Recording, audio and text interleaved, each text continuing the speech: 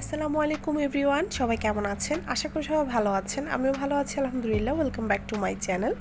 আজকে আমি আপনাদের জন্য একটা স্পেশাল ডালের রেসিপি নিয়ে এসেছি। নর্মালি ডাল আমরা বাসায় সবাই রান্না করি, তবে এই ডালটা যারা রান্না করতে চান তারা অবশ্যই আমার চ্যানেলটা সাবস্ক্রাইব করে পেজটা ফলো করে দিবেন, আর এই রান্নার রেসিপিটা ফলো করে ডাল রান্না করুন। তো এইখানে আমি প্রথমে 1 কাপ পরিমাণ ডাল নিয়ে ভিজিয়ে রেখেছিলাম, আর এই জন্যই ডালের পরিমাণটা একটু বেশি দেখাচ্ছে। ভিজিয়ে রাখার পর এটা ফুলেছে। তো যাই হোক, এখানে গাজর কুচি নিয়েছি, গাজর কিউব করে নিয়েছি দেখতে পাচ্ছেন। এরপর টমেটো কুচি নিয়েছি, পেঁয়াজও কিউব করে কেটে নিয়েছি, আর রসুন কুচি নিয়েছি। 2টা রসুন আমি এখানে কুচি করে নিয়েছি, আর 2টা কাঁচামরিচ নিয়েছি। তো প্রথমে আমি একটা হাঁড়িতে ডালগুলো দিয়ে দিচ্ছি। ডালগুলো দিয়ে দেওয়ার পর এই 2টো কাঁচামরিচই দিয়ে দিচ্ছি এখানে। আমি কিন্তু কাঁচামরিচগুলো কেটে বা চিড়ে দেইনি।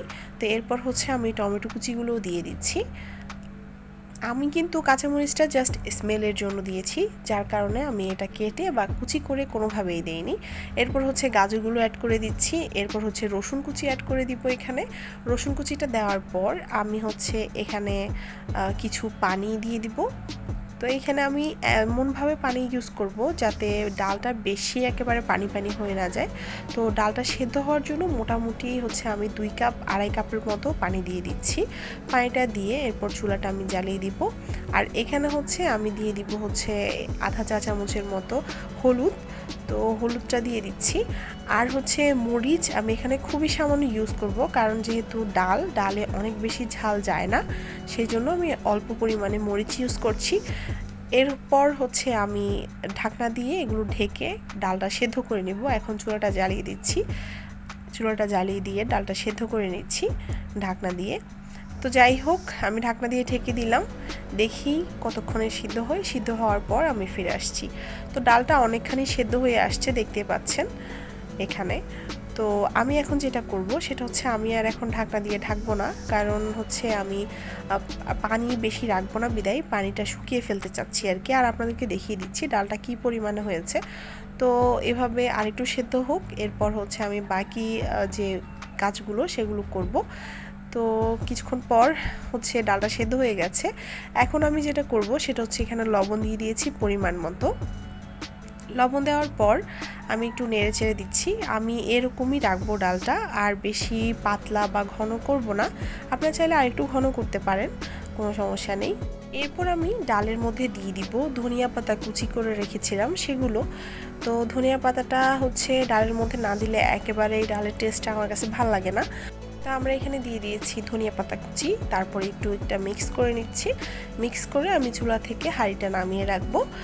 নামিয়ে যেটা করব সেটা আমি এখন ডালের মধ্যে যে বাগারটা দেব সেটা রেডি করব। তো তার জন্য আমি একটা প্যানের মধ্যে কিছু পরিমাণ তেল দিয়ে দিয়েছি, 1/4 কাপ পরিমাণ। যেহেতু আমি ডালটা রান্না করার সময় কোনো তেল ইউজ করিনি, তো একটু বাড়িয়ে দিয়েছি। এরপর আমি এখানে দিয়ে দিব পেঁয়াজ, কিউব করে কাটা পেঁয়াজগুলো দিয়ে দিচ্ছি। তো একটু লাল লাল হয়ে আসলে পেঁয়াজগুলো, এরপর আমি এখানে দিয়ে দিব জিরা। আমি এখানে গোটা জিরা দিয়ে দিচ্ছি 1 চামচের মতো। আমি কিন্তু চাইলে পেঁয়াজের সাথে সাথেই জিরাটা দিতে পারতাম, কিন্তু ওভাবে দিলে জিরাটা পুড়ে যাবে আর পেঁয়াজটা ভালোভাবে লাল হতে পারবে না। আর এখন যেহেতু হয়ে গেছে পেঁয়াজটা, এখন আমি জিরাটা দিয়ে দিচ্ছি। আর জিরাটা দিয়ে দেওয়ার পর দেখতে পাচ্ছেন জিরাটা দেখা যাচ্ছে একটু ভাজা ভাজা হয়ে গেলেই আমি বাগারটা দিয়ে দিচ্ছি ডালের মধ্যে। দিয়ে দেওয়ার পর একটু মিক্স করে নিচ্ছি। আমার ডালটা রেডি হয়ে গেছে। আর এই ডালটা রেডি করে আপনারা চাইলে কিন্তু রুটি পরোটার সাথেও খেতে পারেন, আর এটা ভাতের সাথে খেতে খুবই টেস্টি। আমি আপনাদেরকে বলছি আপনারা এই ডালটা রান্না করুন, আর বাসার সবাই জাস্ট বলবে যে ওয়াও হয়েছে। তো যাই হোক, আজকের মতো আমার রেসিপিটা এখানেই শেষ করছি। আমার পরবর্তী ভিডিও দেখার আমন্ত্রণ রইল।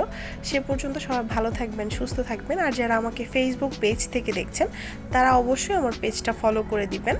আর আমার ডিসক্রিপশনে দেয়া আমার 2টা চ্যানেল, ব্লগ এবং কুকিংয়ের 2টা চ্যানেলই সাবস্ক্রাইব করে দিবেন। Thanks for watching. আল্লাহ হাফেজ।